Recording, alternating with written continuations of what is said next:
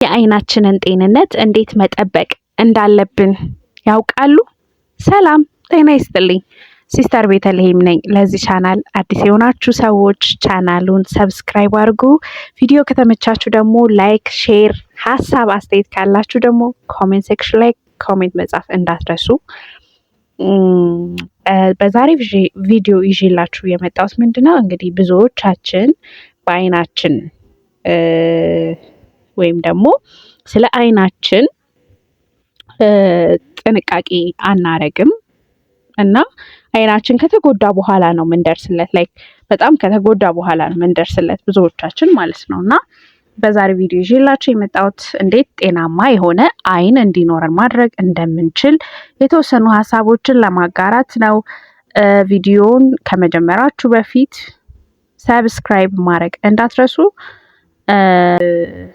ማናችንም ብንሆን አይናችን ረጅም ጊዜ ጤናማ እንዲሆን እንፈልጋለን፣ ለረጅም ጊዜ ማለት ነው። እና አሁን ላይ ደግሞ ብዙዎቻችን ያው የአይን ታማሚ ነን። አይኖቻችንን ያመናል።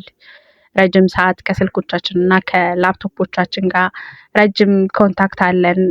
በዚህ ኮንታክት የተነሳ ደግሞ አይናችን ይደክማል እና ከዛ አንጻርም ደግሞ ምን አይነት ጥንቃቄዎች ማድረግ አለብን፣ እንዴት ጤናማ የሆነ አይን እንዲኖረን እናደርጋለን የሚለውን ይዤላችሁ መጥቻለሁ። አብራችሁን ቆዩ።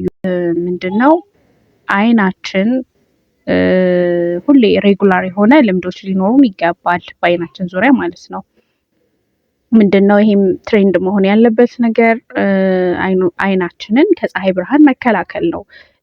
አሁን ላይ እንደ ቅንጦት ነው የሚታየው፣ ግን አይደለም።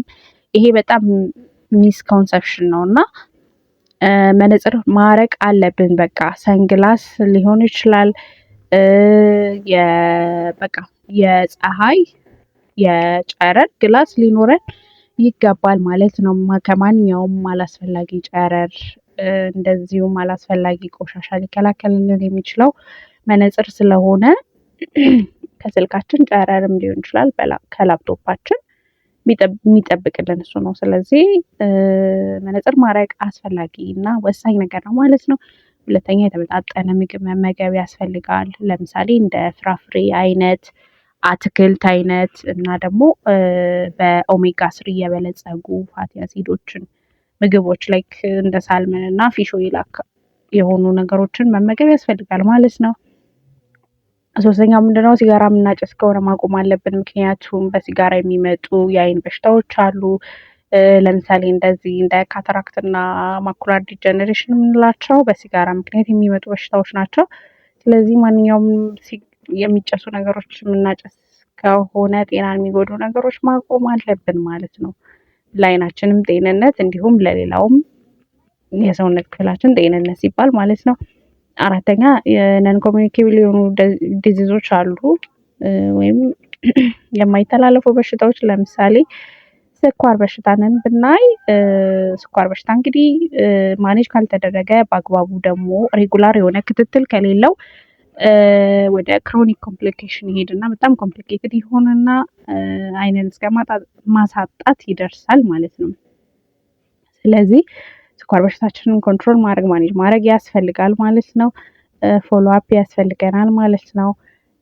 እንደዚሁም አት ሴም ታይም ደግሞ ሃይፐርቴንሲቭም ከሆንን ወይም ደግሞ ግፊት በሽታ ካለብን አይናችንን ጤንነት መጠበቅ ያስፈልጋል። ግፊቱ ማኔጅ መደረግ አለበት ማለት ነው። ምክንያቱም የሱም ክሮኒክ ኮምፕሊኬሽን አይን ብዥታ ወይም ደግሞ አይንን ማጣት ሊሆን ይችላል። ስለዚህ ከዚህ ነገሮች ራሳችንን እንትን ማለት አለብን ማለት ነው። ማስተካከል አለብን ማለት ነው። ጤናችንን መጠበቅ አለብን ማለት ነው። ሌላው ደግሞ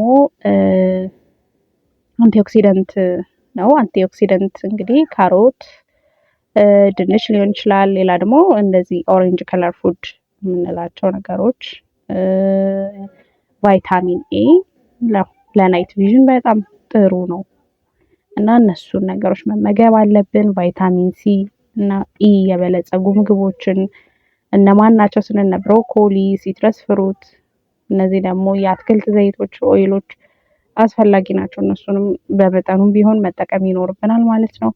ሌላውና ዋነኛው ነገር ደግሞ ዚንክ ነው። ዚንክ ከየት እናገኛለን ስንል ከስጋ እናገኛለን በዋነኝነት፣ ከዛ ደግሞ ከአሳ እናገኛለን ማለት ነው። እና ለዓይናችን ጤንነት በጣም ጥሩ ስለሆነ ዚንክን መጠቀም አለብን ማለት ነው። እና እነዚህ ነገሮች ሁሉ እንደ ጉድ ሀቢት መታየት አለባቸው። መነጽር ማድረጉ